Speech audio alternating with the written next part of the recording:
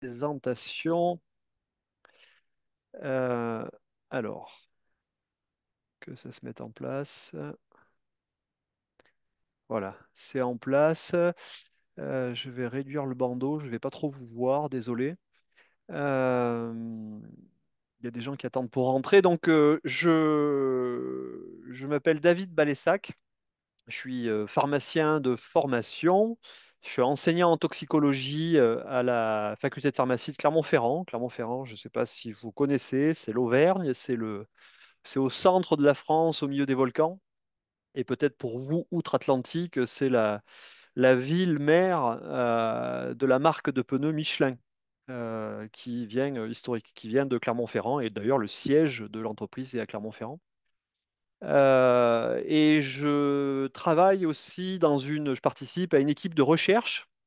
Équipe de recherche travaille sur la douleur et moi, précisément, je suis plutôt axé sur douleur et cancer, et notamment sur certains types d'effets indésirables induits par les anticancéreux. Et donc, je vais vous faire une présentation, j'espère didactique. Il ne faudra pas hésiter à m'interrompre éventuellement ou mettre des mentions dans le chat pour s'il y a des notions qui n'ont pas été très claires autour de ce que je vous ai présenté. Donc, je vais vous présenter l'interrelation entre le tabagisme et la douleur. Le terme interrelation est important. Vous allez voir, ce n'est pas simplement relation entre le tabagisme et la douleur, puisque le tabagisme impacte la douleur et la douleur impacte le tabagisme. Et donc, je vais aborder des bases physio-pharmacologiques et l'impact clinique. En gros, je vais essayer de vous expliquer ce qui se passe quand on consomme du tabac et qu'on a des douleurs et vice-versa. Alors pour démarrer et évaluer un peu votre niveau de connaissance, je vous fais une question bouclable, c'est un simple questionnaire. Il faut répondre, il faut cocher les propositions qui sont justes parmi les propositions suivantes. Alors en fait, le principe, vous flashez le QR code qui s'affiche à l'écran ou vous tapez sur internet wooklab.com et puis il y a le code à côté. Et ainsi, vous pouvez voir les questions qui s'affichent. Donc le questionnaire est affiché, donc vous pouvez répondre. euh, donc normalement, moi, si je ne casse pas tout, alors vous voyez toujours, donc ça marche. Les gens répondent. Donc on verra les réponses après. Vous ne voyez pas les questionnaires là. Enfin, je veux dire, vous voyez toujours mon écran PowerPoint. Vous me confirmez, hein. Normalement, je partage que l'écran, que la fenêtre.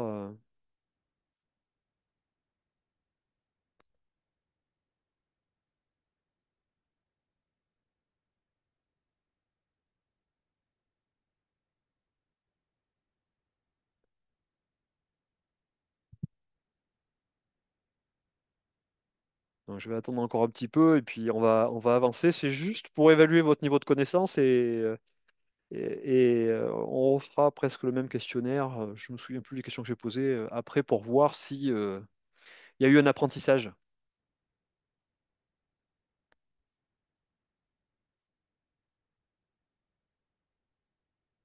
Bon, je pense que ça se stabilise.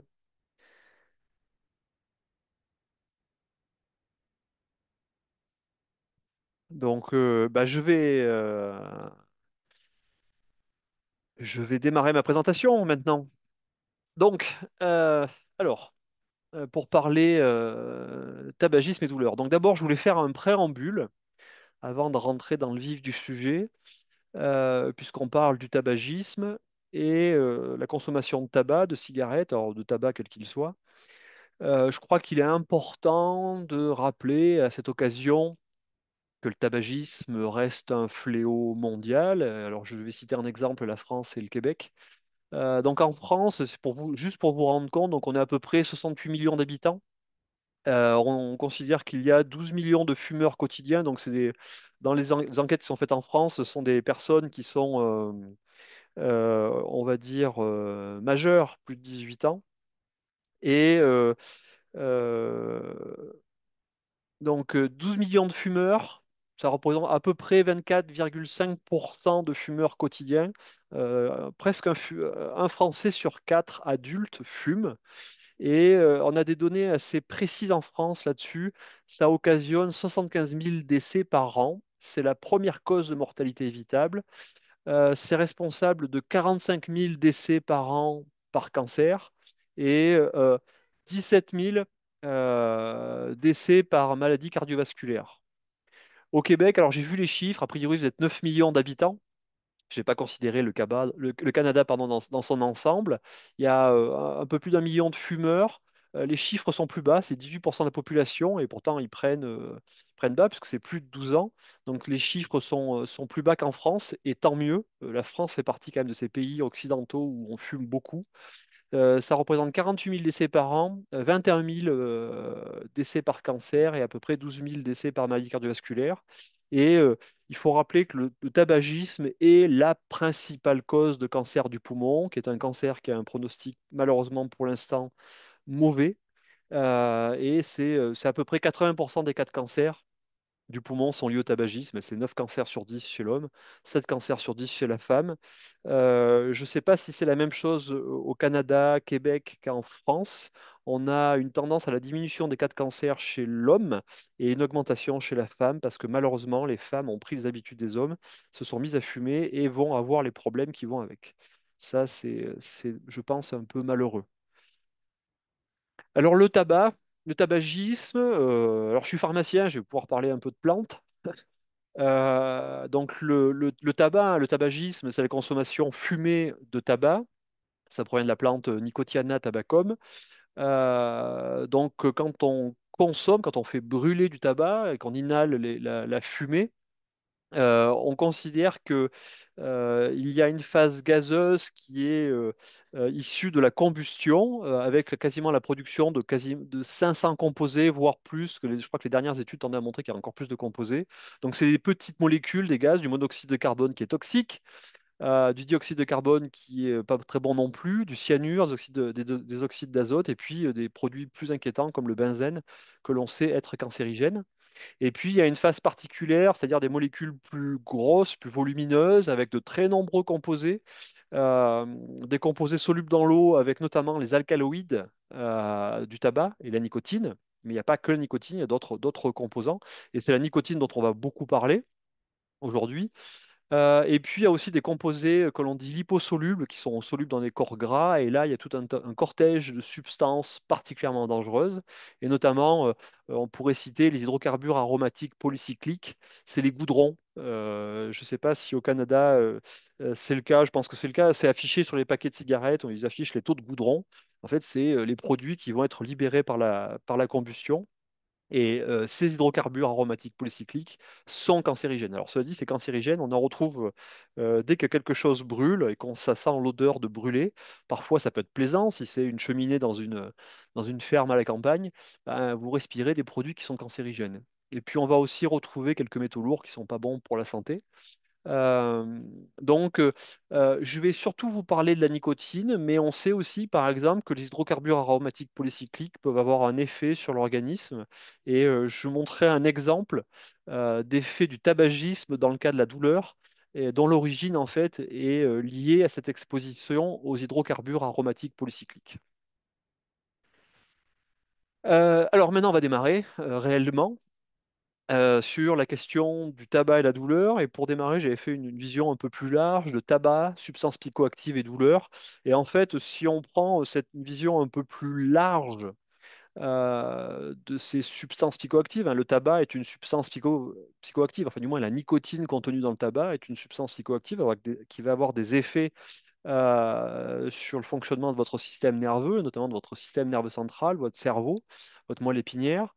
Euh, Beaucoup de ces substances psychoactives ont été utilisées dans le cadre de la douleur et parfois pas que des douleurs somatiques, aussi des douleurs de l'âme. Donc le tabac, c'est clair, l'alcool, le cannabis. Alors le débat autour du cannabis entre le Canada, la France, enfin le Québec notamment, et la France. On n'en est pas du tout au même point. On est même plutôt, les tendances, et les politiques ont plutôt une tendance à vouloir serrer un peu plus les taux autour des consommateurs de cannabis, alors que pour information, en France, enfin en Europe, les Français sont les premiers consommateurs de cannabis. C'est illégal en France, hein. Il y a un essai actuellement en France pour rendre le cannabis, enfin, certains composés du cannabis accessibles aux patients ayant des douleurs réfractaires aux antalgiques classiques. Donc le cannabis, les opioïdes, l'opium, bon, vous connaissez évidemment, la cocaïne, les amphétamines, alors plus pour les douleurs de l'âme, caféine et les LSD aussi utilisés, mais euh, beaucoup de substances psychoactives ont été testées, alors pas toujours avec des résultats convaincants, mais testées dans le cadre de la douleur, et on va parler du tabac aujourd'hui. Alors il y a quand même des éléments qui sont, tout ça est lié entre douleur, usage de substances psychoactives et d'addiction. Alors, on a un substrat neurobiologique et neuroanatomique commun, c'est-à-dire, pour faire simple en quelques mots, ces substances vont activer, stimuler dans le cerveau des structures qui sont à la fois impliquées dans le plaisir, dans la douleur, mais aussi impliquées dans l'addiction. Et on a ce fameux, on parle d'un circuit de la récompense. C'est une structure qui est très archaïque au fond de notre cerveau qui est activé, impliqué dans la perception de la douleur et dans l'analgésie. Et si on parle purement douleur, mais c'est aussi la cible des substances psychoactives et dont la plupart que j'affiche qui sont addictives, c'est-à-dire que les individus qui en consomment régulièrement vont avoir tendance à répéter le comportement parce que on en tire un bénéfice quelconque et on va répéter ce comportement. Et c'est ce circuit de récompense qui s'active et qui va favoriser la mémorisation des émotions et faire que les individus vont répéter la consommation. Euh, Ça va être aussi pourvoyeur de maladies chroniques associées au phénomène de tolérance. Bon, si on parle des opioïdes, les patients vont devenir douloureux, il faut augmenter les doses. Le tabac, on va le voir, c'est pareil, des mésusages, d'hyperalgésie induite, notamment alors un peu avec le tabac lors du sevrage. L'alcool, les opioïdes, c'est caractéristique, les opioïdes, hein, un syndrome de sevrage aux opioïdes, quelqu'un qui consomme trop ou qui est dépendant aux opioïdes, et s'il arrête brutalement, il va avoir des douleurs, il va être ça sera très pénible.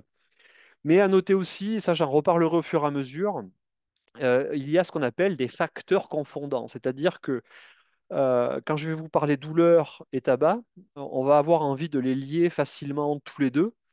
Mais il faut comprendre qu'au milieu, c'est des individus qui vont être usagers de tabac et qui vont avoir ces douleurs. Et ces usagers, ces patients, ces individus vont aussi avoir des caractéristiques qui leur seront propres. Et dans ces caractéristiques, il peut y avoir ce qu'on appelle des comorbidités psychiatriques ou des caractéristiques socio-démographiques, de niveau de vie, de niveau de revenu, de niveau d'éducation, qui sont des caractéristiques qui peuvent être associées indépendamment de la douleur à la consommation de tabac et indépendamment associées à la douleur sans être associées à la consommation de tabac. Donc c'est ce qu'on appelle les facteurs confondants, c'est-à-dire qu'il faut faire attention à pas forcément systématiquement relier il fume, il a mal, ça va ensemble. Non, il y a peut-être aussi d'autres caractéristiques qui font que naturellement, c'est quelqu'un qui est amené, qui a des traits de personnalité, des traits d'individu qui va aller plus spontanément vers du tabac et qui peut aussi aller vers de la douleur. Donc le lien est peut-être pas forcément aussi direct. Il faut quand même garder ça à l'esprit. C'est pas, vous allez voir que c'est loin d'être aussi simple. Un autre élément, c'est juste pour illustrer, ça n'a pas beaucoup d'importance. C'est juste pour illustrer l'intérêt scientifique de tabac et douleur. J'ai recherché sur un site informatique, Internet, pardon, PubMed. C'est un site qui est hébergé par le ministère de la Santé américain et qui recense, en fait, c'est le Google des articles scientifiques internationaux. Et on peut chercher par des mots-clés, comme ferez une recherche sur Google.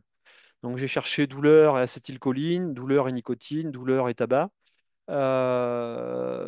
Donc, c'est des choses qui sont connues depuis très longtemps. On voit que douleur et nicotine, il y a une activité recherche qui augmente, mais c'est pas fou.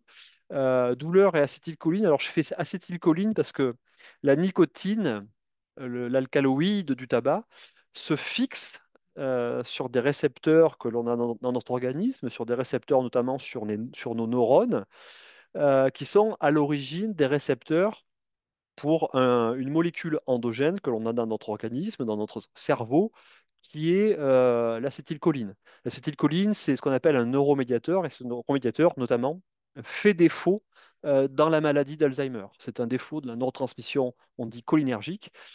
Et donc, c'est pour ça que quand on regarde douleur et nicotine, douleur tabac, la question de l'acétylcholine se pose.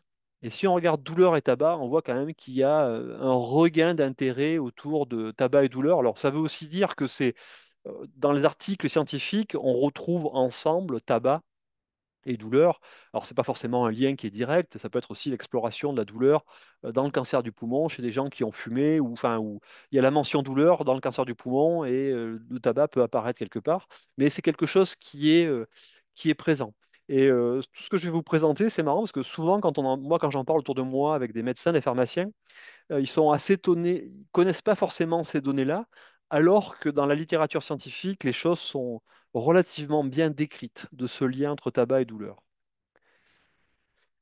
Alors, l'utilisation du tabac comme antalgique, comme analgésique, comme produit contre la douleur, c'est pas quelque chose de réellement nouveau, puisque déjà dans les civilisations précolombiennes en Amérique du Sud, l'utilisation du tabac, des feuilles de tabac, c'était quelque chose qui était déjà pratiqué d'un point de vue, alors évidemment rituel, mais aussi à des visées thérapeutiques, avec l'application de feuilles sur la peau, l'inhalation de la fumée avec une pipe nasale. Alors en fait, le nom de tabac vient de là.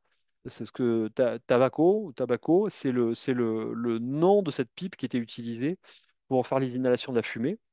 Et pour nous, Européens, mais certainement pas pour les personnes autochtones d'Amérique du Sud, pour nous, Européens, le tabac a été découvert, alors je m'excuse pour ce terme, par Christophe Colomb au XVe siècle. Et puis ensuite, ça a été rapporté en Europe, ça a été étudié un peu plus finement, notamment par une personne qui s'appelle Jean Nicot au XVIe siècle. Alors, c'est pas lui qui a découvert la nicotine, c'est les gens plus tard qui ont découvert la nicotine et qui ont donné le nom de nicotine à cette substance active à l'intérieur du tabac, euh, en référence à Jean Nicot, qui était un des premiers chercheurs sur la feuille de tabac.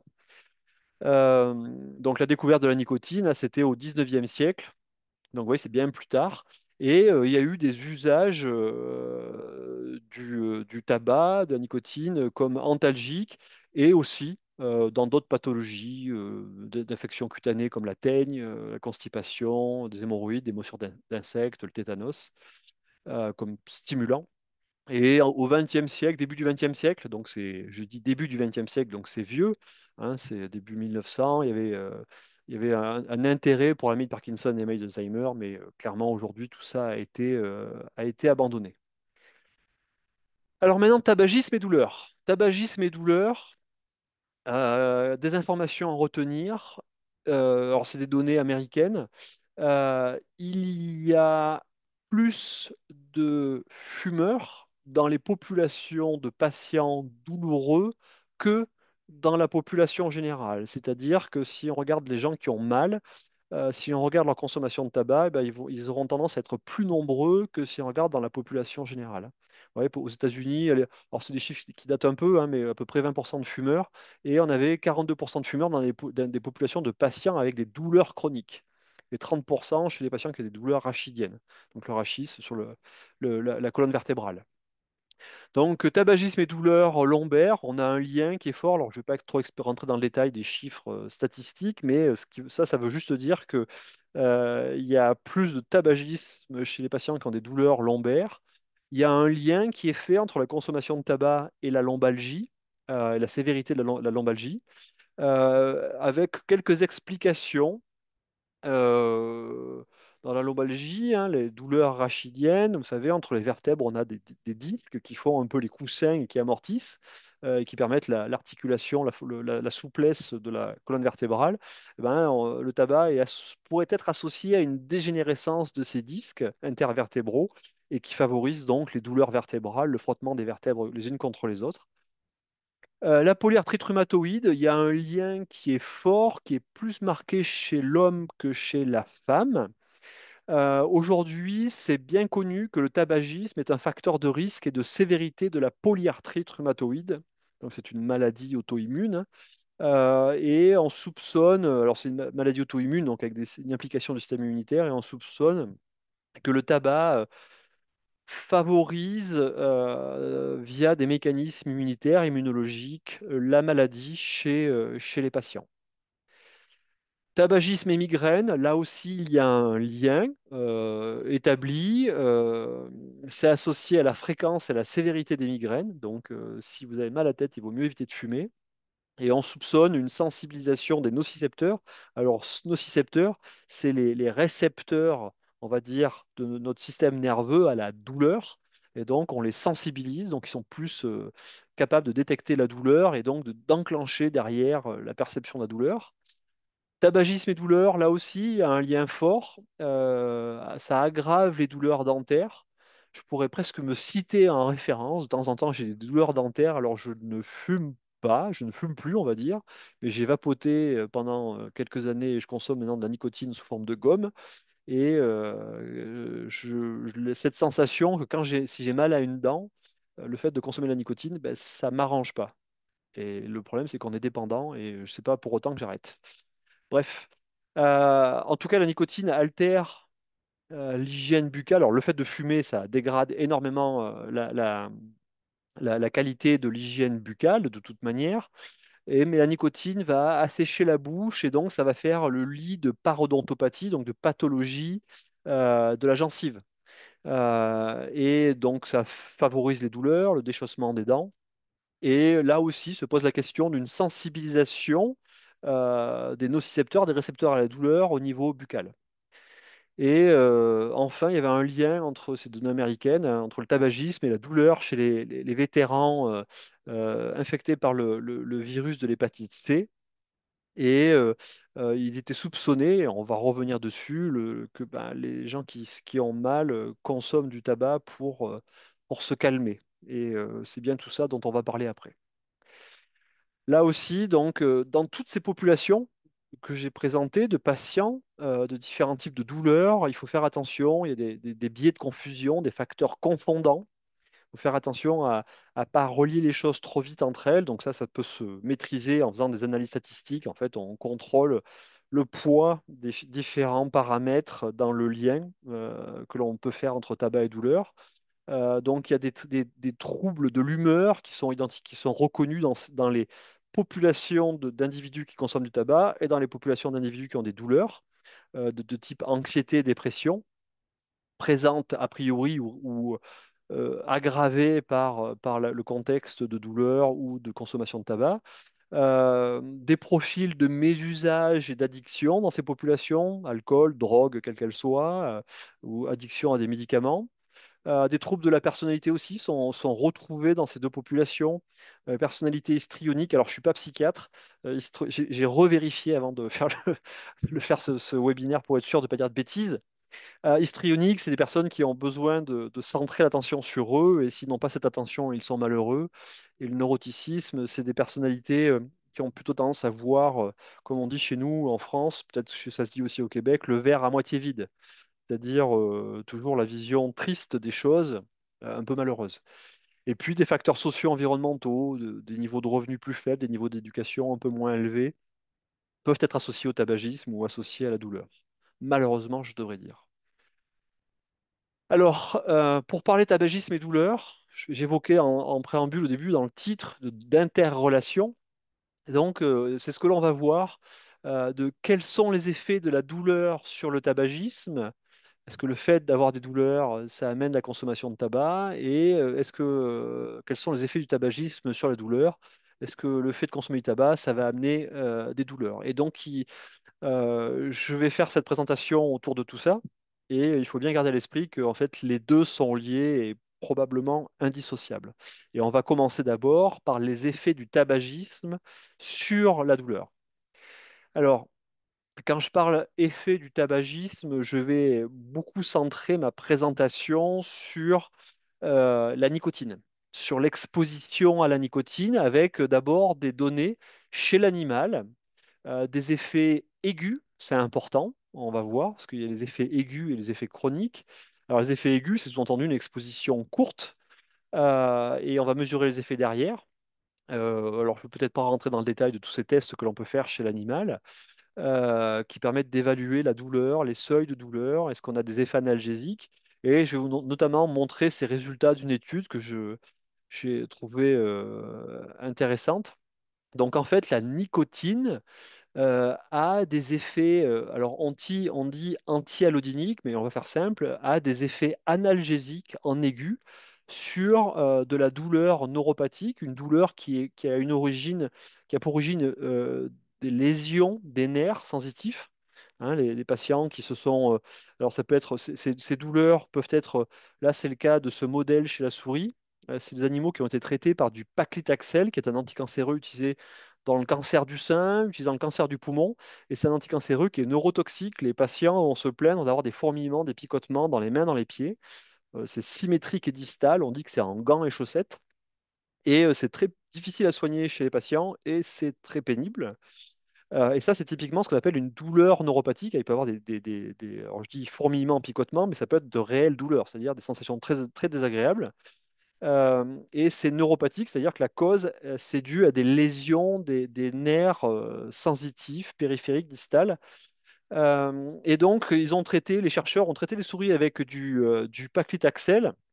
Alors, ils ont fait un test, c'est ce test-là qu'ils ont fait. On applique un filament sous la patte de l'animal. Alors, c'est un test qui fait pas mal en soi. On fait ce qu'on appelle, on mesure de l'allodynie. Les animaux, s'ils répondent, c'est ils répondent à un stimulus qui n'est pas douloureux. Et ça, c'est assez caractéristique de la douleur neuropathique. Et on applique ce filament sous la patte de l'animal. Et s'il retire sa patte, on considère qu'il y a une gêne. Donc on voit le temps. Là, c'est avant l'injection de l'anticancéreux. On injecte l'anticancéreux et on voit les seuils qui diminuent. C'est-à-dire qu'il ne faut pas appuyer très fort pour que l'animal retire sa patte. Et donc, il devient allodynique. Il a développé une douleur neuropathique. Et si on administre de la nicotine, c'est une injection intrapéritonéale dans l'abdomen, on voit que les seuils remontent et donc on a clairement un effet analgésique. Les animaux sont mieux, ils supportent mieux le stimulus, alors que les animaux contrôle, ils devraient rester en haut, hein, et ça ne devrait pas bouger. Donc on a un effet analgésique. Alors ça, c'est du curatif, on va dire, on traite la douleur, un effet analgésique aigu. Mais en plus, les chercheurs ont cherché à évaluer les effets préventifs, à savoir si pendant qu'on administre l'anticancéreux, c'est ce que l'on voit ici, les flèches noires, si on administre en même temps de la nicotine, est-ce qu'on prévient cette douleur neuropathique induite par le paclitaxel? Donc là, c'est les contrôles. Donc on voit la diminution, les contrôles. Les animaux qui reçoivent le paclitaxel mais pas la nicotine. Donc les seuils diminuent, donc ils développent une allodynie tactile, ils deviennent sensibles au tact. Ça, c'est quelque chose qui peut être retrouvé chez les patients. Chez les patients, on peut parler par exemple le frottement des draps sur les pieds. Ça peut être perçu comme désagréable. Donc ça, on voit les animaux qui ont développé la neuropathie. Les animaux qui ont reçu la nicotine, eh ben, on a un effet au-delà antinociceptif chez les animaux et après on prévient, on voit que ça c'est la durée d'administration de la nicotine, c'est un traitement chronique qui est fait sur quelques jours et après on voit qu'on a prévenu les troubles neuropathiques chez la souris, donc on a prévenu la neuropathie. Alors ces résultats, la première fois que je les avais présentés, je les avais présentés des tabacologues.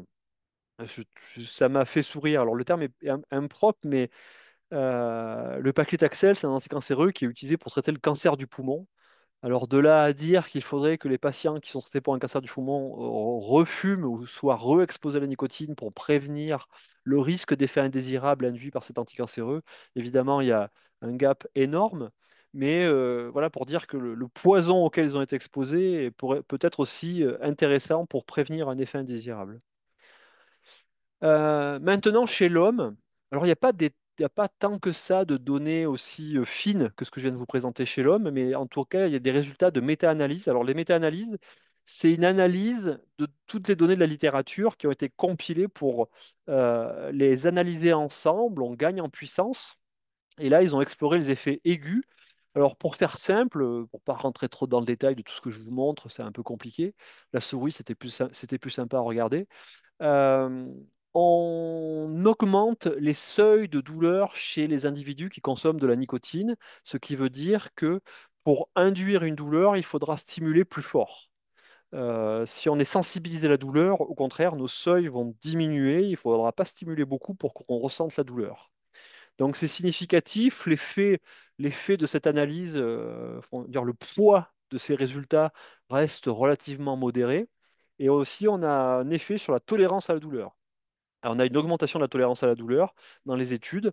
Euh, c'est significatif, mais on a un poids de ces résultats qui est faible à modéré, mais qui montre bien que chez l'homme, les individus qui sont exposés à la nicotine en aigu supportent mieux la douleur. On a donc une sorte d'effet analgésique chez les patients. L'explication de tout ça, alors là, on va rentrer dans le dur, mais je vais essayer de vous faire ça simple. L'explication, en fait, elle est assez claire. La nicotine, donc ce principe actif, cet alcaloïde présent dans le tabac, va se lier dans notre organisme, dans notre cerveau, mais pas que dans notre cerveau d'ailleurs, à des récepteurs à l'acétylcholine dont je parlais au début, qui sont ce qu'on appelle des récepteurs nicotiniques, parce que ben, les premiers travaux faisaient le lien à la nicotine, et comme le nicotine se liait dessus, on les a appelés des récepteurs nicotiniques. Et donc on a des récepteurs dans l'organisme qu'on peut stimuler avec la nicotine. Et quand on les stimule, ben, on va avoir un effet qui stimule notre système opioïdergique endogène, hein. On a ce qu'on appelle des opioïdes endogènes, et justement qui jouent contre la douleur. C'est un système interne qui permet de bloquer la douleur. Et puis on va inhiber certains systèmes qui, eux, favorisent la douleur dans l'organisme. Et ce que l'on va retrouver, on va avoir globalement un effet analgésique, une diminution de la perception du message douloureux dans l'organisme et une accentuation des mécanismes qui vont lutter contre la douleur dans l'organisme. Du moins, c'est les effets de la nicotine. Ça avance pas, pourquoi ça avance pas? Voilà. Maintenant, l'exposition chronique, à proprement parler tabagisme, tout à l'heure j'avais affiché tabagisme, le terme était un peu excessif, je devrais dire exposition aiguë à la nicotine. L'exposition chronique à la nicotine. Qu'est-ce qui se passe maintenant? Il faut le distinguer de l'exposition aiguë à la nicotine. Euh, on va avoir un phénomène de tolérance et de désensibilisation des effets antinociceptifs de la nicotine. Antinociceptifs, ça veut dire des effets antidouleurs de la nicotine. C'est-à-dire que l'exposition chronique à la nicotine, et puis je devrais dire aussi aux composés autres de la nicotine présents dans la fumée de tabac, on va perdre le bénéfice aigu, ou du moins ce bénéfice va être diminué chez les sujets tabagiques. On va avoir une diminution des seuils de la douleur, c'est-à-dire que les patients vont devenir cette fois-ci plus douloureux. Il ne faudra pas stimuler beaucoup les récepteurs de la douleur pour provoquer la douleur. Alors, cela dit, dans la littérature, les résultats peuvent être variables entre le sexe. De toute façon, déjà à la base, on a des différences de perception de la douleur entre l'homme et la femme. Et puis, en fonction des tests qui ont été faits chez l'homme, est-ce que c'est un stimulus tactile? Est-ce que c'est du chaud, du froid, un stimulus électrique? Il y avait aussi la notion de sevrage tabagique dans les populations étudiées. C'était pas très clair. Euh, on retrouve, j'ai expliqué que les effets aigus de la nicotine amélioraient le système opioïde endogène. Eh ben, en chronique, on a l'effet inverse. On va diminuer l'activité de ces opioïdes endogènes. Donc, notre organisme, notre cerveau sera moins efficace pour euh, gérer la douleur. Là, c'est rentré un peu dans certaines complexités, mais on va moduler certaines protéines, certains gènes qui, en chronique, vont favoriser la douleur. Et puis, on retrouve aussi dans ces populations de patients tabagiques une augmentation de la consommation d'opioïdes. Opioïdes, quand je dis ça dans le sens médicament opioïde, antalgique, hein, ce n'est pas une consommation illicite. Et on retrouve des phénomènes de tolérance croisée, c'est-à-dire que la désensibilisation qu'on va avoir chez les sujets tabagiques, elle va s'appliquer aussi euh, euh, à l'effet des antalgiques opioïdes. Et ça, j'en reparlerai. On a la consommation chronique de tabac et notamment l'exposition aux goudrons, ce que j'appelais les goudrons, les hydrocarbures aromatiques polycycliques, les HAP. Ça va entraîner des modifications dans notre organisme avec ce que l'on appelle une induction enzymatique. Le fait d'exposer notre organisme de manière régulière à un toxique, notre organisme va être capable de le détecter et ça va induire des systèmes que l'on pourrait comprendre comme des systèmes qui cherchent à lutter, à détoxifier ces substances. Et ça va avoir des conséquences, notamment c'est des inductions enzymatiques, et certaines de ces enzymes sont capables de métaboliser les opioïdes, c'est-à-dire de les dégrader, de les détruire et de les rendre moins efficaces. Et donc ça va rentrer aussi dans ce phénomène de tolérance. Phénomène de tolérance qu'il faut comprendre, c'est la nécessité d'augmenter les doses pour retrouver les mêmes effets. Ou, dit d'une autre manière, si on maintient la dose, l'effet va diminuer. Euh, et à noter l'effet rebond sur la douleur lors de l'abstinence tabagique, c'est-à-dire que on n'a pas la nicotine, on n'a plus de nicotine dans le sang, mais par contre on reste sensibilisé à la douleur et donc on devient plus douloureux au moment du sevrage. Et c'est un obstacle, j'en reparlerai. Alors, je présente ce cas, c'est un cas clinique que je présente à mes étudiants de pharmacie pour illustrer, ça peut être un peu du concret, l'exposition chronique à la nicotine. Alors, on appelle ça un cas clinique, c'est un case report, c'est des médecins qui ont eu ce patient avec une situation un peu originale et qui le présentent dans la littérature scientifique pour servir la communauté médicale. Donc, c'est l'histoire d'un homme de 46 ans, un Américain, un Texan, qui a un long historique de tabagisme, hein, 33 paquets années, c'est-à-dire que c'est quelqu'un qui a fumé, s'il fumait que un paquet par jour, ça fait 33 ans qu'il fume, mais ça paraît beaucoup, mais c'est peut-être quelqu'un qui fumait deux paquets par jour pendant peut-être une quinzaine d'années, donc un gros fumeur, et qui était traité par méthadone. La méthadone, c'est un opioïde qui est utilisé dans la douleur, qui est utilisé partout dans le monde. Au Canada, je pense que c'est le cas. En France, c'est sûr, dans le traitement de substitution pour l'addiction aux opioïdes. Et c'est un traitement qui fonctionnait. Le patient était stabilisé pour un problème de lombalgie, il avait mal au dos. Et puis un beau jour, il arrive aux urgences. Trouble de la conscience, il respirait très mal, sa fréquence respiratoire était diminuée. Il accumulait, comme il respirait mal, il avait trop de dioxyde de carbone dans l'organisme, son sang s'acidifiait. C'est ce que l'on voit ici, et ça ressemble beaucoup à un surdosage en opioïdes. Donc les urgentistes, ils ont fait quoi? Ben, ils ont donné l'antidote d'une intoxication aux opioïdes. Ils ont donné de la naloxone. Et le patient s'est amélioré. Il s'est mis à respirer, la qualité de son sang s'est améliorée, et puis il s'est réveillé. Et les symptômes sont complètement résolus et ils ont diminué la dose de méthadone chez le patient pour, pour qu'il s'améliore. Sauf que la question, c'est pourquoi ce patient qui prenait de la méthadone pour cette lombalgie, d'un seul coup, visiblement, son traitement, il l'a plus supporté et il a fait un surdosage. Et en fait, les auteurs ont soupçonné, alors la vérification n'est pas certaine, mais ils ont soupçonné que ce patient a fait un surdosage en méthadone à cause du fait que le patient ait commencé un sevrage tabagique. Et en fait, il a priori commencé un sevrage tabagique sans en parler à son médecin. Il a réduit sa consommation à quelques cigarettes par jour, un demi-paquet par jour depuis un mois avant. Et en fait, ces premiers symptômes de surdosage en opioïdes sont apparus après l'initiation de ce début de sevrage tabagique. Et en fait, les auteurs ont soupçonné le fait que, comme le patient était un gros fumeur, il a induit son métabolisme, il avait plus d'enzymes pour dégrader les opioïdes. Quand il a arrêté de fumer, ben, son métabolisme, son activité enzymatique, c'est notamment au niveau du foie, est revenu presque à un état normal. Et ben, il se retrouvait à avoir trop d'opioïdes dans le sang par rapport à sa capacité à dégrader, à détruire les opioïdes. Et c'est comme ça qu'il a fait un surdosage. Alors, dans tous les cas, le sevrage tabagique doit être encouragé, mais il faut comprendre que certains médicaments, alors c'est le cas chez les gros fumeurs, et certains médicaments, ce qu'on appelle des médicaments à marge thérapeutique étroite, ça peut être le cas des opioïdes, c'est-à-dire que il ne faut pas augmenter beaucoup la dose pour voir vite apparaître des effets indésirables. Et donc, chez des gros fumeurs qui prennent des médicaments au long cours, c'est-à-dire qu'ils ont un traitement qui est stabilisé et un médicament qui est potentiellement en marge thérapeutique étroite, c'est-à-dire des médicaments, il ne faut pas jouer beaucoup avec la posologie pour avoir des problèmes.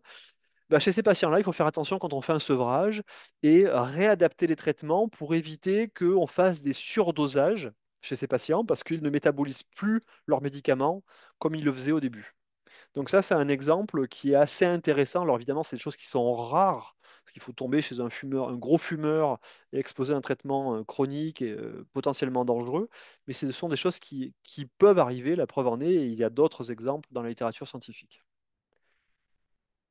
Donc le tabagisme, ce qu'il faut retenir ici, et je ne rentrerai pas trop dans les détails, j'ai mis beaucoup de choses, le tabagisme, l'exposition chronique à la nicotine et l'exposition chronique à la fumée de tabac ça va favoriser la douleur chronique, ça va favoriser la douleur qui dure. Hein, la douleur chronique, c'est une douleur qui dure plus de 3 mois, qui s'installe et qui est difficile à soigner. Le tabagisme va favoriser, alors je ne suis pas rentré dans le détail de ces informations-là, mais la nicotine d'un côté, mais c'est surtout tout le cortège de substances inhalées par la fumée de tabac va entraîner une toxicité cellulaire, organique, qui va favoriser des processus douloureux, l'ostéoporose, l'altération des disques intervertébraux dont je parlais tout à l'heure. Ça va altérer la cicatrisation. Ça va favoriser finalement tout un tas de situations où ça fait mal.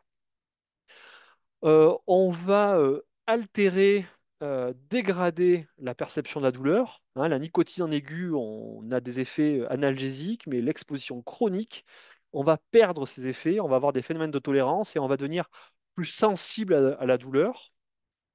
On va altérer l'effet des opioïdes, alors les opioïdes exogènes, parce qu'on a des phénomènes de tolérance croisée, donc des médicaments que l'on peut prendre, mais ça va aussi altérer les opioïdes endogènes, ça va diminuer leur efficacité. Ça va favoriser certains facteurs psychosociaux. Enfin, on va retrouver pardon, pas favoriser, mais on va retrouver dans ces populations des facteurs psychosociaux. Je vous ai dit que c'est des facteurs confondants au niveau d'éducation, le type de travail. Euh, Ça va être associé aussi à ce lien dépression. Je vais en reparler un petit peu après. On peut vite venir au tabagisme aussi par automédication. Quand on est déprimé, quand on est un peu anxieux, le tabagisme, la nicotine, ça va un peu apaiser, ça peut stimuler dans le cas de la dépression, et ça peut être typiquement une automédication un peu inconsciente. On le fait, on va aller vers le tabac parce que ça nous améliore. On a essayé une fois et puis on a vu que c'était pas si mal, et on va répéter ce comportement, mais il y a tout un tas d'autres phénomènes associés. Mais ce qu'il faut comprendre, le tabagisme sera associé à de la douleur chronique. Donc maintenant, quels sont les effets de la douleur sur le tabagisme? Les effets de la douleur sur le tabagisme, il y a une covariation, ça c'est bien décrit, entre l'intensité de la douleur et le tabagisme. C'est-à-dire que chez des gens douloureux, lors d'accès de douleur ou de ces moments pénibles, ça va favoriser la consommation de tabac. Il y a une corrélation positive entre l'intensité de la douleur et la consommation de cigarettes. Ça, c'est démontré en population générale, c'est démontré dans des populations douloureuses. Alors, certains types de populations, ça c'est lié aux études qui ont été faites dans la littérature. On en exclut d'autres, mais certainement que c'est lié dans d'autres populations.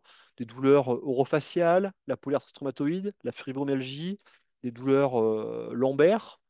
Là aussi, il y a des facteurs confondants, donc il y a les effets analgésiques de la nicotine, ce qui fait que les gens peuvent aller consommer du tabac parce qu'ils ont mal, donc ça va être associé.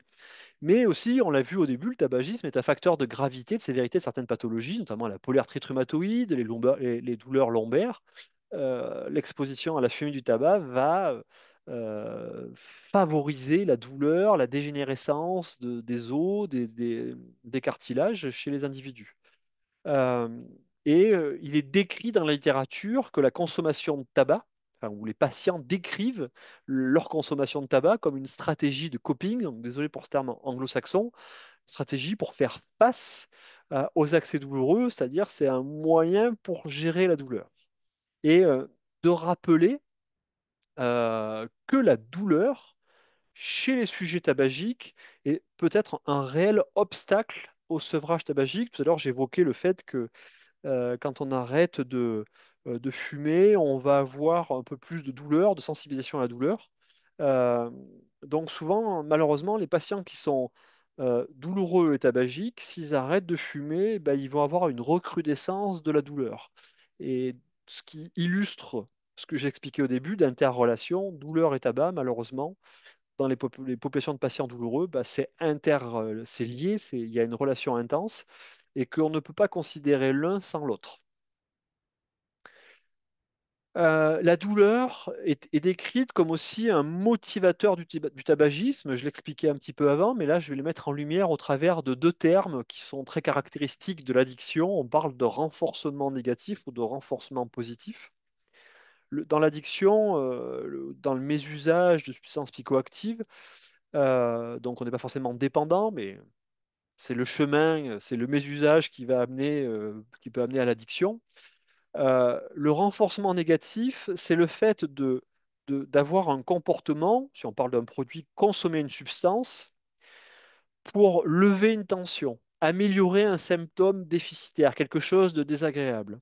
Et donc, dans le cas de douleur et tabagisme, la consommation de tabac va être faite consciemment ou inconsciemment comme une automédication antalgique et une autogestion du stress grâce au tabac, à la nicotine et à cause de la douleur. Et on décrit la douleur comme, chez les sujets tabagiques, comme un signal interoceptif. C'est-à-dire que inconsciemment, enfin, on a une conscience de notre organisme et la douleur en fait partie. On va ressentir cette douleur et je dirais presque inconsciemment, cette douleur va être envoyée, sera un signal de je vais consommer une cigarette parce que mon cerveau a mémorisé le fait que bah, quand j'ai certains accès douloureux, si je fume, ça, peut-être à défaut de réellement avoir un effet analgésique immédiat, ça va distraire mon cerveau et je vais moins percevoir la douleur. Et ça représente donc une barrière très forte au sevrage chez les patients. Donc le renforcement négatif, le fait de lever une tension par la consommation de tabac, c'est typiquement une stratégie d'automédication, volontaire ou involontaire, contre la douleur. Et aussi, on peut avoir des phénomènes de renforcement positif. Alors, le renforcement positif dans l'addiction, dans la consommation de substances psychoactives, c'est pas l'opposé, c'est le fait de consommer un produit, une substance, parce qu'on en retire un bénéfice, c'est agréable, c'est plaisant. Et il a été décrit que chez les sujets tabagiques, euh, les effets hédoniques, plaisants du tabac, sont plus marqués chez quelqu'un qui fume régulièrement que chez quelqu'un qui ne fume pas. Et donc, c'est une source immédiate de plaisir chez les tabagiques douloureux. Et alors, typiquement, ce que j'expliquais au début, on ne va pas rentrer trop dans les détails, euh, la nicotine, la douleur, tout ça va activer des structures dans notre cerveau qui sont très proches, qui sont un peu les mêmes. Et c'est ce système de la récompense, en fait, l'addiction, le plaisir, c'est cette structure qu'on appelle l'aire tegmentale ventrale.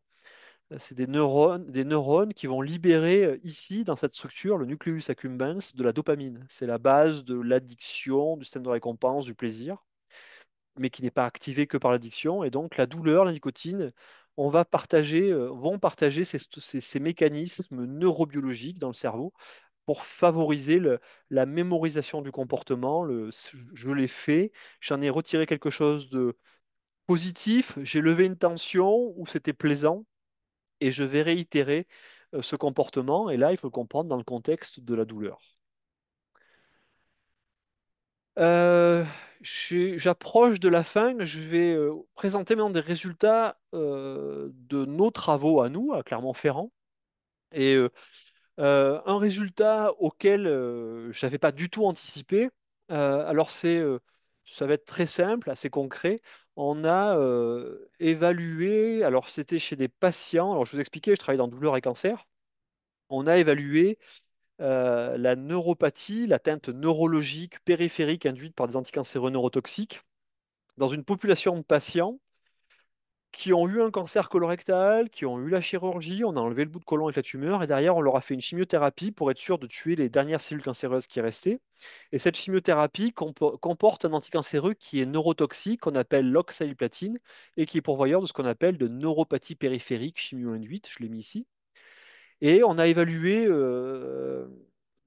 donc il y a beaucoup de neuropathie chez ces patients. La petite info, c'est que 5 ans après la fin des traitements, chez des patients qui ont fini avec le cancer, un patient sur quatre a encore des désordres dans les mains, dans les pieds. Et c'est très problématique. Et on a regardé dans ces patients quels étaient les facteurs qui pouvaient être associés à la sévérité de ces symptômes, fourmillement, picotement, douleur dans les mains, dans les pieds. Alors, je vous passe l'ensemble des résultats, mais j'étais surpris parce que je ne l'attendais pas du tout. Enfin, je n'avais pas cette sensibilité spécifique autour du tabac, ou du moins, je ne m'attendais pas que ça sorte, à ce que ça sorte.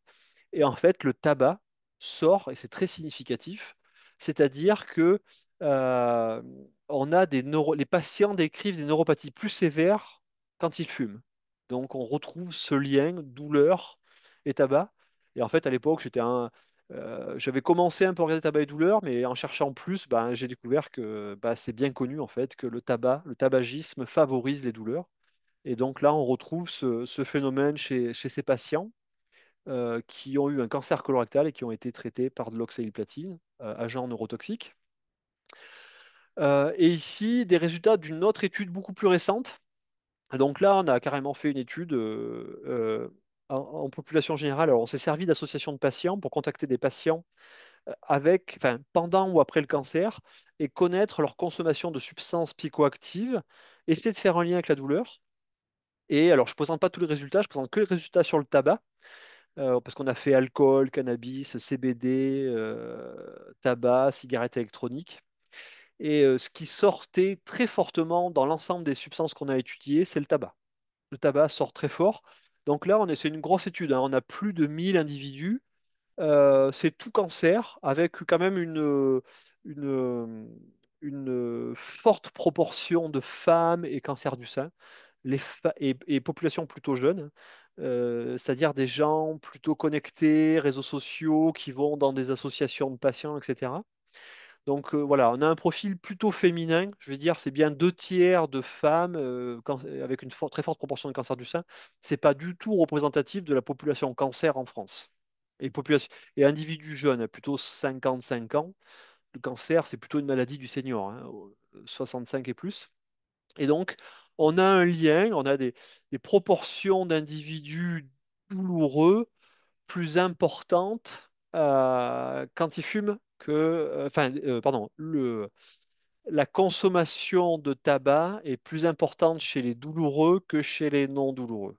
Et ça sort, alors c'est consommation au moins une fois dans l'année, au moins une fois par mois, une fois dans le mois passé, au moins une fois la semaine passée, au moins une fois par jour. Alors le problème, c'est que plus on diminue, plus on en perd, et donc ça, l'effet, il est un peu moins fort. Mais on peut presque dire qu'on a ouais, presque 2 fois, un peu moins de 2 fois plus, mais pas loin de 2 fois plus de sujets douloureux quand ils consomment que quand ils sont pas douloureux. Il n'y a pas d'effet sur la typologie de la douleur, par contre. Donc on a un lien avec la douleur, ça c'est clair. On n'a pas de lien entre le type de douleur, si c'est des douleurs chroniques. On n'a pas montré d'effet. Alors après, la majorité des individus ici avaient des douleurs chroniques à plus de 3 mois. Et sur les douleurs neuropathiques, hein, douleurs type décharge électrique, engourdissement, sensation un peu étrange, on n'a pas d'effet non plus. On a regardé ensuite, alors là on rentre un peu dans le technique, mais c'est un peu comme ce que je vous ai montré avant, ici. On a cherché à voir quel lien on pouvait avoir avec la douleur chez les usagers de tabac. Alors, le lien douleur-tabac, on l'a exploré, mais on a rajouté douleur chronique, le sexe, l'âge, des plutôt jeunes, des plutôt âgés, l'indice de masse corporelle, et puis si c'est des patients qui ont un cancer ou si c'est des patients qui sont après le cancer. Euh, alors, on a fait 2 types d'analyses statistiques, une un peu simple. Euh, dans cette analyse simple, on retrouve ce lien fort entre consommation de tabac et douleur. Il n'y a pas photo. On retrouve un lien avec la population masculine. Là, le chiffre, il est inférieur à 1. Ce qu'il faut comprendre, c'est que c'est le lien tabac-douleur, enfin, pardon, le lien tabac incluant toutes ces variables, est moins marqué chez les femmes que chez les hommes, mais bon, c'est une évidence.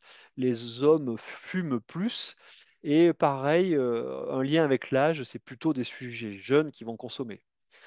Dans l'autre modèle, on a rentré d'autres variables, un peu plus de l'anxiété, de la dépression, de la qualité de vie, deprivation, c'est la précarité. On garde les mêmes choses.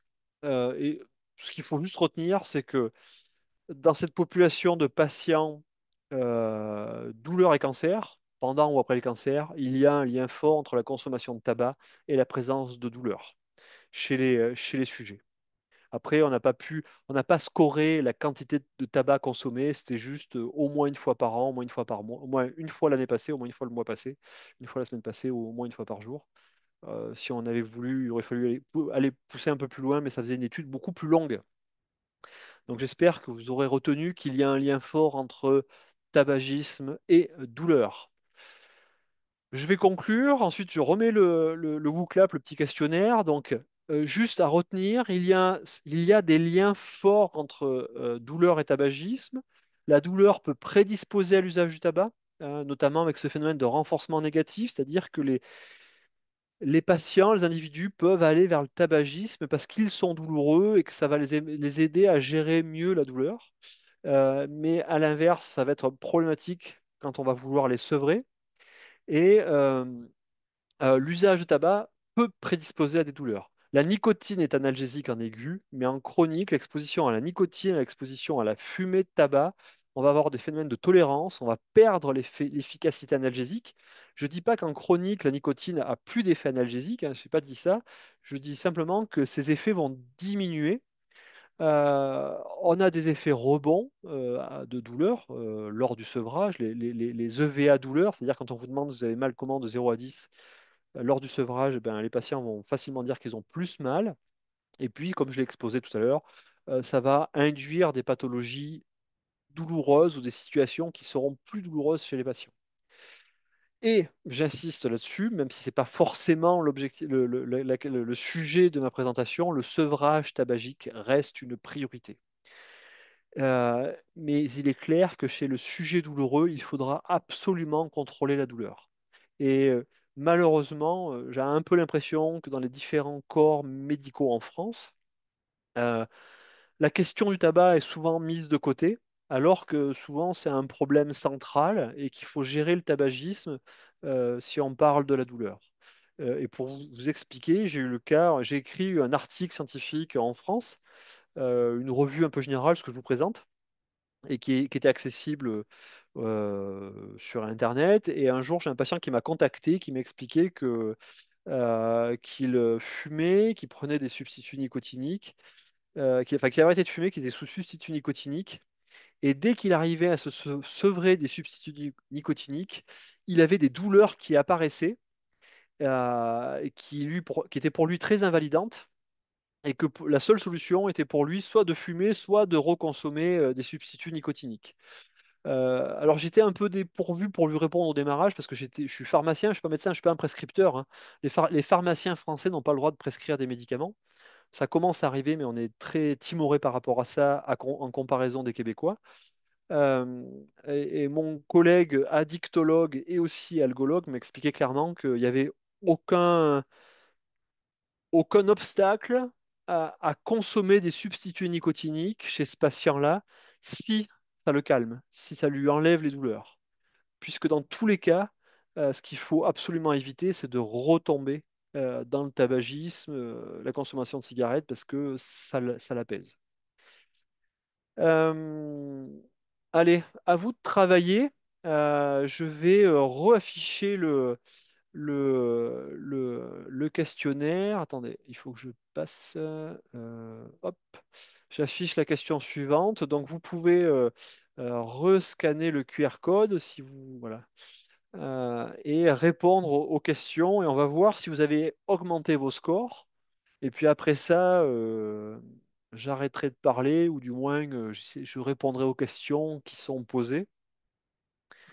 Ça fait quasiment 1 heure que je parle. Alors, je vais arrêter le partage d'écran. Ça sera aussi simple pour gérer parce que j'ai peur de faire des bêtises, d'afficher des choses.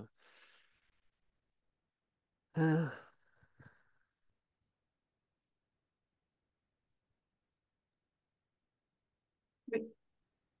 Alors, je regarde les résultats en direct.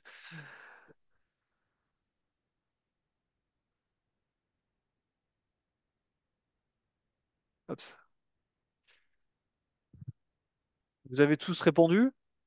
Je peux afficher les résultats ou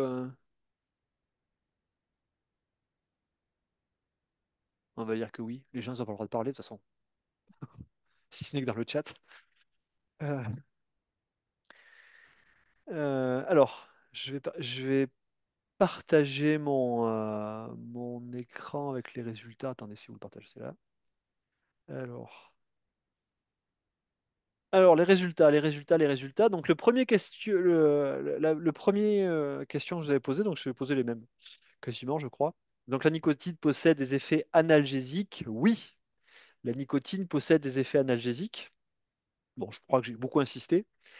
Le tabagisme chronique sera associé à une diminution des douleurs chez les patients fumeurs. Non, c'est l'inverse. Hein, c'est le fait de consommer du tabac. Alors, peut-être que moi, j'étais pas très clair parce que j'ai vu que d'autres personnes l'ont affiché après.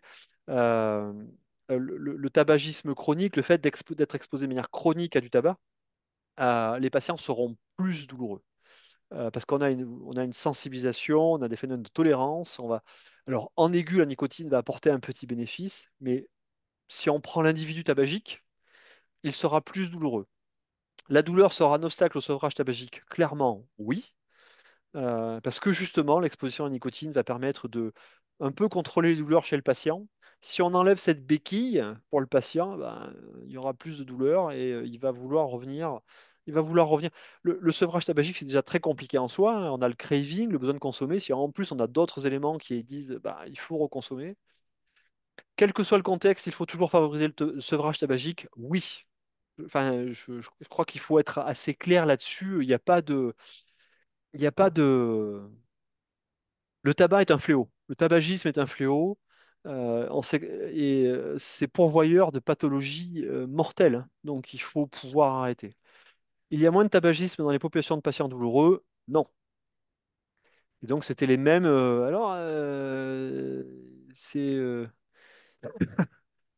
C'est pas mieux, en fait. Alors, c'est un peu mieux sur les scores. Si, voilà. Pardon. On va voir le verre à moitié plein.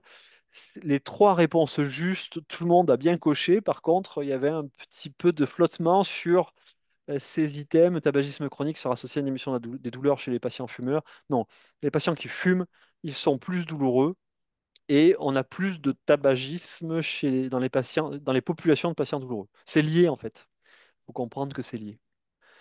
Merci pour votre attention. J'espère que mon accent ne vous a pas trop froissé. Mais sachez que votre accent, alors ça me froisse pas du tout, mais, mais je voyage. Merci, Monsieur Balézac. Est-ce qu'on a encore un petit peu de temps pour répondre aux questions du chat? Alors, est-ce que je peux les voir peut-être? Ouais, je peux les voir. Oui, je vais vous les nommer. En Alors, fait, une des premières questions était le soulagement ponctuel, l'aggravation de la douleur sur le long terme. Est-ce que c'est le même mécanisme que les opioïdes à long terme? attendez, faut que je trouve la question. C'est parce que Oui, midi 40. j'ai pas compris. Pardon. Est-ce le même mécanisme que les opioïdes à long terme sur le phénomène de tolérance?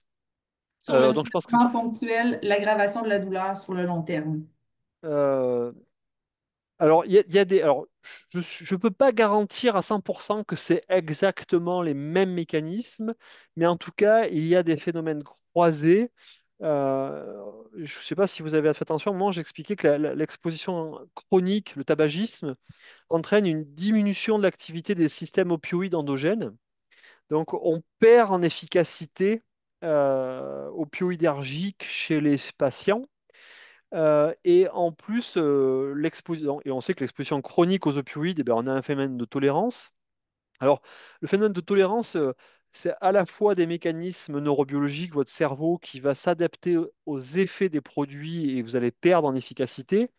Mais on a aussi des phénomènes plus métaboliques au niveau du foie où l'organisme ce phénomène d'induction enzymatique où notre organisme va s'adapter et va essayer de chasser un peu plus vite les substances de l'organisme, ce qui fait qu'on perd. Donc on a des phénomènes croisés. Je ne peux pas dire 100% que c'est exactement la même chose, mais on a des phénomènes croisés sur le long terme d'adaptation de notre cerveau et de notre adaptation au niveau notamment hépatique, dans notre capacité à épurer les produits de notre sang. Connaît-on le pourcentage de douleur augmenté par le sevrage? Je ne le connais pas. Je, je- et je sais pas comment je suis pas sûr qu'on puisse vraiment le quantifier, que ce soit aussi simple. Euh, ouais. La nicotine soulage mes douleurs neuropathiques. Ça pourrait. Ça pourrait. Qui c'est avec qui j'en ai parlé? Euh, je crois que j'ai quelqu'un, enfin un collègue m'avait évoqué l'idée de faire une étude dans la douleur avec des substituts nicotiniques. C'est-à-dire se servir des substituts nicotiniques. Alors je vais pas faire de pub, mais ça pour comme médicament analgésique. Cela dit, ça, j'aimerais bien arrêter d'en consommer. On avait aussi Euh, une autre question sur combien de temps après avoir arrêté de fumer, les douleurs vont diminuer? euh, Là aussi, j'ai pas de réponse. Enfin, j'aurais pas des choses concrètes. euh, Parce qu'il y a déjà, il faut que l'organisme se débarrasse du craving, de l'addiction psychique à la nicotine. Ça va être associé au syndrome de sevrage, au malaise, éventuellement une symptomatologie clinique avec des douleurs. Euh, donc, il faut arriver à passer ce cap aigu, soit par de la substitution, soit par des thérapies cognitivo-comportementales, apprendre à gérer ce manque, apprendre à gérer la gêne occasionnée. Euh, et après, je crains que ça dépende aussi de la douleur chez le patient, c'est-à-dire quel type de douleur il a. Je sais pas moi, fibromyalgie, douleur neuropathique, traumatique, il y a un nerf qui est lésé, une racine nerveuse qui est lésée au niveau du rachis, c'est toxique, par exemple, les neuropathies chimio-induites. Il y a ces types de douleurs, elles sont présentes, elles ne vont pas partir comme ça du jour au lendemain. Euh, mais ce qu'il faut comprendre, c'est que le fait de consommer du tabac chez ces patients, ça va aggraver la perception de la douleur et que peut-être pour s'améliorer, enfin pas peut-être, pour s'améliorer, il faut déjà arriver à enlever la nicotine.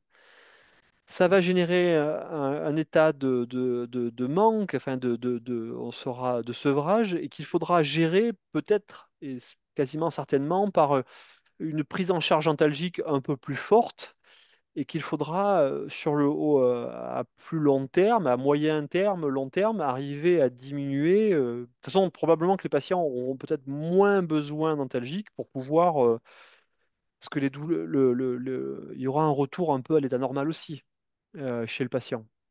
C'est, pas si simple que ça à répondre. Autre question, je vois aussi prendre des substances nicotiniques présentent les mêmes effets secondaires sur la douleur que la cigarette. Euh, J'aurais pas cette information-là. En tout cas, je la connais pas, parce que toutes les données que j'ai présentées, c'est beaucoup le tabagisme, la consommation chronique. Euh, Alors, je vais faire ce qu'il ne faut surtout pas faire, c'est-à-dire, je vais me citer un exemple. Depuis que j'ai arrêté la cigarette, ensuite je suis passé à la vape. Ensuite, j'ai arrêté la vape, je suis passé au substitut nicotinique. J'ai moins de douleurs. J'avais des douleurs, alors mes trucs classiques chez moi, une douleur dentaire sur une dent parce que j'ai un problème sur une couronne. La dent est saine, mais j'ai un problème de, je sais pas si peut-être que j'ai un nerf qui est stimulé. Et des migraines. Je fais, j'ai toujours ces douleurs, mais la fréquence est moins importante. Mais je suis désolé, c'est pas de l'evidence-based medicine de parler de sa propre personne. Euh, donc, je pense que l'exposition à la nicotine via des substituts nicotiniques est moins pourvoyeuse de problèmes que l'exposition à la fumée de tabac ou à la vape en termes de douleur. Je ne parle pas du cancer, tout ça. Vous m'avez déprimé alors que je commence un sevrage tabagique à un médecin et je prends l'oxycodone pour les douleurs neuropathiques post-amputation.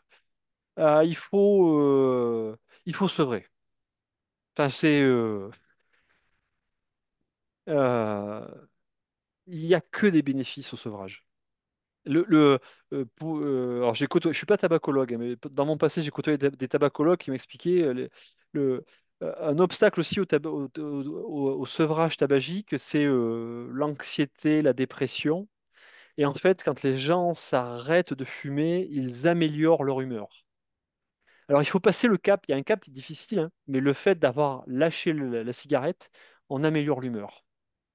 Combien de temps après avoir arrêté de fumer, les douleurs vont diminuer? Alors, le délai, c'est très individu dépendant. Je sais que plus clair entre tabac et nicotine, est-ce la même chose pour vous, la douleur?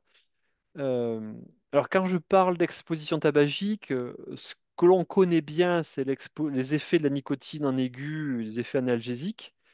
Mais il est clair que quand on parle de tabagisme, exposition à la fumée de cigarette, il y a la nicotine qui va amener plein d'effets. Si votre cœur accélère, tout ça, c'est les effets de la nicotine.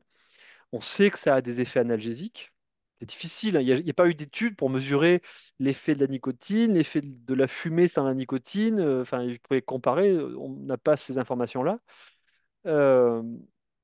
Euh, mais le tabac, la fumée de tabac, elle va avoir des effets en plus de la nicotine, hein, de par les produits véhiculés. Euh, Attendez, ça a bougé. Je sais plus. Puis-je continue?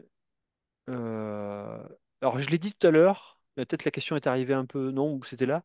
Euh, c'est pas moi qui le dis, c'est un confrère addictologue et algologue, donc qui traite l'addiction. Il prend en charge des patients, donc il prend en charge des patients qui ont des addictions aux opioïdes et autres, mais il est aussi spécialisé dans la douleur. Pour lui, il n'y avait aucun obstacle à continuer les substituts nicotiniques s'il y a un bénéfice de ces substituts nicotiniques sur la douleur. Euh, Merci pour les commentaires. Je vais débonner mon sevrage. Je veillerai à communiquer avec ce que j'ai retenu de votre préféré. Ouais, alors j'espère que c'était assez intelligible. Enfin, il faut pas consommer de tabac. Alors, c'est facile de dire ça. Je pense qu'on Si avait fait évidemment, le tour des questions dans le chat. hein.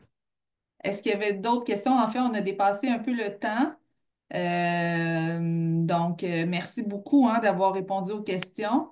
Alors, on vous remercie aussi, Monsieur Balézac, d'avoir été avec nous là. C'était vraiment apprécié de nous aider à mieux comprendre le lien entre le tabagisme qui favorise la douleur et la douleur qui motive le tabagisme. Ouais, malheureusement, les deux vont ensemble. Notre prochaine conférence, elle va avoir lieu le 11 mars. Elle s'appelle Incorporer le mouvement au quotidien, un pas à la fois et sans pression. Vous pouvez dès maintenant vous inscrire aussi sur le site de la QDC à douleurquebec.ca. Alors, merci à tous d'avoir été avec nous, puis prenez soin de vous. Bonne journée à toutes et tous. Et moi, c'est l'heure d'aller souper. Il est 19 heures. Bonne journée, merci pour votre Merci. attention. Au revoir. Au revoir.